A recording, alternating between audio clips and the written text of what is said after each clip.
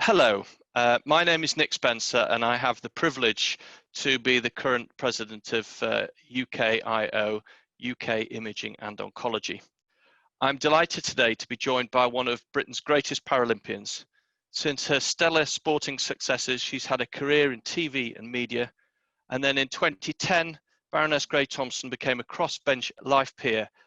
She is a role model and an advocate for accessibility and disability sport, and I'm delighted that she's joining us as our opening plenary speaker.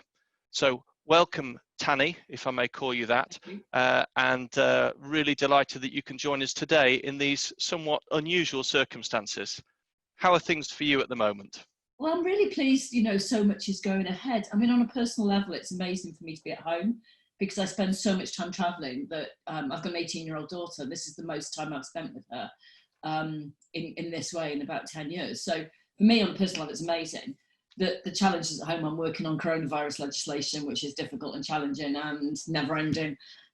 So it's just a bit weird, and everyone's having to reevaluate what they do, how they do it, and stay safe. Yes, and for our delegates who won't be aware of how much has been going on behind the scenes, we've managed to transfer a 3-day Congress with up to 3,000 people attending into an online event that's shaped rather differently. But I was really, really pleased when you were in a position to still accept our invitation and obviously speak for us. We invited you as one of our plenary speakers because of the importance of communication in healthcare and in the specialties of radiology and clinical oncology, where our interactions with patients are either very difficult and challenging because of their condition, or very fleeting because they're just visiting us for a diagnostic. So excellence in communication is really, really important and one of your key skills. Can you describe in what is in essence good communication in your view? I think a lot of the time good communication comes down to planning and actually having time to have some of those difficult conversations. So, in my life as a parliamentarian, actually in my life as an athlete, everything's time limited. Time is what you have to hit. So you might be in a debate where you have 3 minutes maximum to get your point across. And if you take any longer than that, you take time off of the people and that annoys everyone in the chamber. So you have to be kind of really clear in the messaging, what you want to get across, how you want to communicate, how you want to present yourself as well. And that there is a sort of a skill to that. I mean, it's much easier to write a 15-minute speech than it is to write a 1-minute speech. And I've been in a few debates where we've had 1 minute max. And, it's just really important that you have time to think about those messages. And if I kind of look back to sort of my personal life, and, I've been very lucky, although I've had a few operations and, different things because of my impairment, the doctors and the people around me who made a massive difference to my life were people who you felt you had time for them to communicate what the next steps were, what the plan was for the operations, and how things were potentially going to be. And having, for me, as a patient, it was having time to ask questions because, well, the doctor might have been through that a million times before, me as a patient hadn't. And so for me, the best, I don't know, relationship is the right word, the people I felt most comfortable with were people who I felt gave me time. Reality, doctors are on a clock as much as everybody else because there's a whole pile of people behind that you have to see and you have to work with and you have to get through your lists. And that's actually a bit like being an athlete. Everything is so tightly scheduled. If you win a race, you do your lap of honour, lovely, but there's a race coming behind you, so you've got to get out, because you're conscious of all this time. So timing is a huge part of my life. But yeah, for me, it's about explaining things in the way that people need to understand, not necessarily the way you want to tell them. That's the quality in a good coach with communication, but explaining to people in the way that they understand. And if you can do that, you can be a good communicator. Excellent, thank you. Do you think some of your sporting experiences and success have had an impact on your political career? Oh, my sporting career has had a huge impact on my political career, actually, because it kind of gave me the voice and gave me a platform, which is really important. And my family, I've always been interested in politics, not so much party politics, but political issues. And, you know, my father was really clear with me that, you know, I could go off and be an athlete once I'd finished my formal education. And then he was also really clear with me from a young age that he felt I should do something in retirement.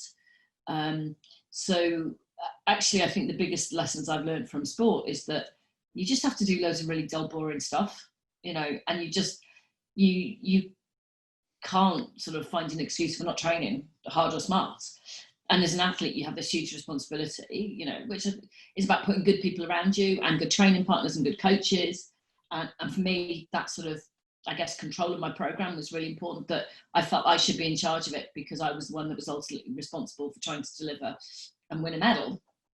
But mostly training is really dull and boring. For those moments you get to compete in front of 110,000 people in Sydney, it's fab. But you're on the track 6 minutes and then you're off again. But the reality is it's thousands of hours training every year and preparation and building chairs and helmets and what lycra you wear and your diet and your sleep. And that's the dread. And that's the bit that, you know, a lot of young people don't necessarily find fun or exciting. You want that moment when you're in that theatre, you know, the field of play. That's when you want to be, but you don't get there unless you do all the boring stuff first. Yeah, thank you.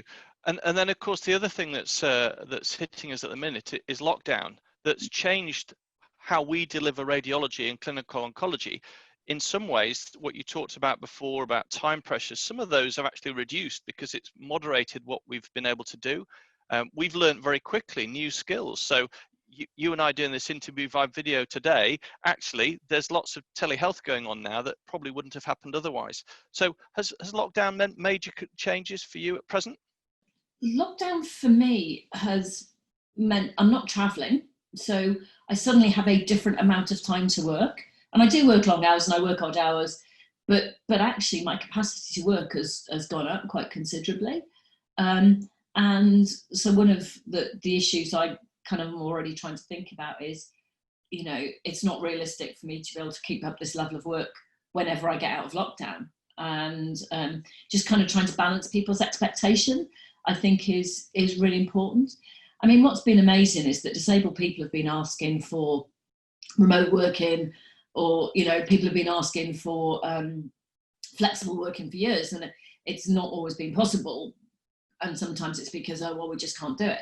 And then suddenly, because of this, you know, everything's changed. And so, you know, universities, college, you know, people are just working in a different way. And I think it's important to think about how we can take the best of what we're doing right now and keep it for the future. I think human interaction's changed. I mean, I do spend, it sometimes feels my whole day on video platforms, and that's exhausting and tiring in a different way. But there are lots of good things that have happened around now. And, you know, I think if we can think differently about how patients have to travel, do they need to travel? You know, do they need to sit in a waiting room? You know, I've spent quite a lot of time in waiting rooms over the years, and that's fine, you know, because stuff, you know, runs to different times. But, you know, can we do more communication with people in their own homes? And for certain situations, that's not the right thing, because you need human contact. And if it's difficult news, human contact is really important. But I think there's a lot of ways that we can do things differently and better. And, you know, I mean, it's amazing, you know, I'm really clear, without the NHS, I'd be dead. Really simple. And it's interesting and amazing to see everyone talking about the NHS in a different way. But the reality is it's not sustainable in its current format. There are huge pressures. Even without the pandemic, there were huge pressures on the NHS. And, you know, if we can get A&E to be quieter because of this, then actually how can we do that in the future? How can we just be better at using the resources that we have? And, you know, I fight tooth and nail for the NHS to be free at the point of delivery, because I've travelled to lots of countries where that is not, you know, there is either no healthcare or they check your credit card as you're going through the door. And so I think it's a really precious commodity that we have to think differently about what we do with it and how we make it sustainable going forwards. I think this conversation is unsurprisingly in the present times getting right to the essence about what matters, and it's been really heartwarming, all the support and positivity around what the NHS has done in difficult circumstances. So I'd really, on behalf of the Congress and everybody related to it, I'd like to thank you for talking to me today. I look forward very much to your talk on communication, and on behalf of the Working Party and the delegates, a heartfelt thanks for you as our opening plenary speaker. Thank you very much. Thank you.